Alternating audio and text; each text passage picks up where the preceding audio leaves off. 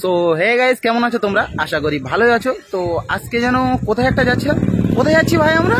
Happy valley park. তো চলো দেখা হচ্ছে পার্কে গিয়ে।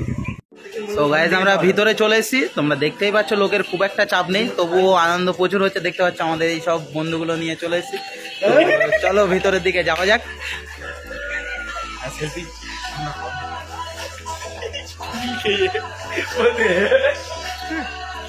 এই ঝুমু নাকি টাক হলি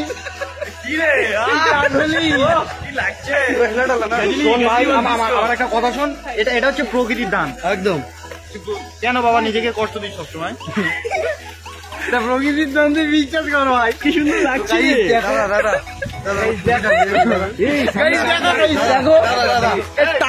কত সুন্দর কি হচ্ছে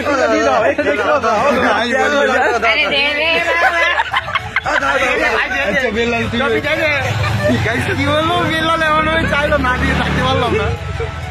খুশি তুই? তোমরা হয়তো জানো না যে আমাদের বেল্লালের ভিতরে একটা স্পেশাল ট্যালেন্ট আছে, তো তোমাদেরকে দেখাবে সবাই মিলে। তুমি ও জানো না কখন কি বলে, ও অডিয়েন্সকে খুশি করতে পারে খুব ভালো। আমাদের পিছনে এখানে ওয়াটার পার্ক হয়েছে, তোমরা এসে এখানেও ঘুরতে পারো। তো দেখো এই সুমন,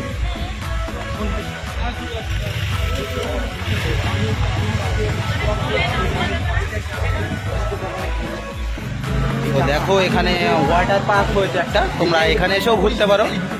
এবং এরা কি নিয়ে ঝামেলা করছে আমি নিজেও বুঝতে পারছি না, যে এদের মতো যাচ্ছে, একবার টুপি কেটে দিচ্ছে, একবার কি করছে দেখো তোমরা।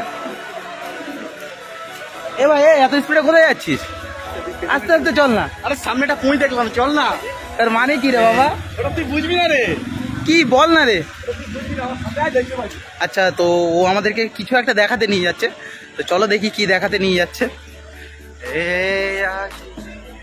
তোমাকে একটা কথা বলে আইছি, অডিয়েন্সকে এটা বলতে আমার ইচ্ছে নেই, তবু বলতে হচ্ছে।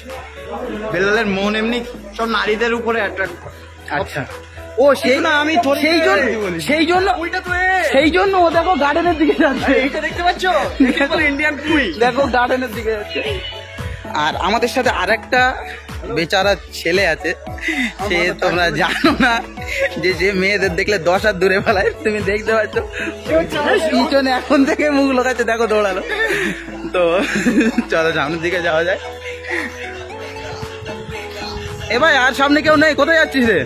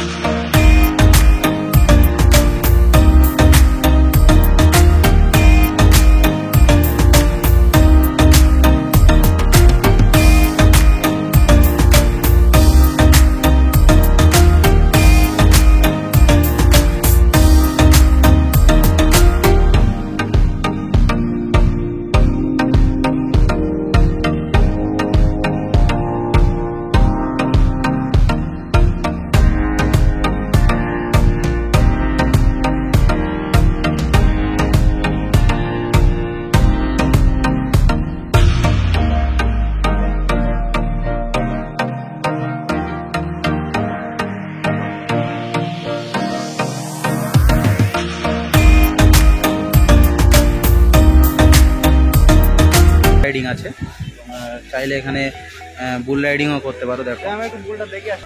আর কমেন্ট করতে একদম ভুলবেই না, কেমন হয়েছে নিচে কমেন্টে জানিয়ে দেবে গাইস। So by.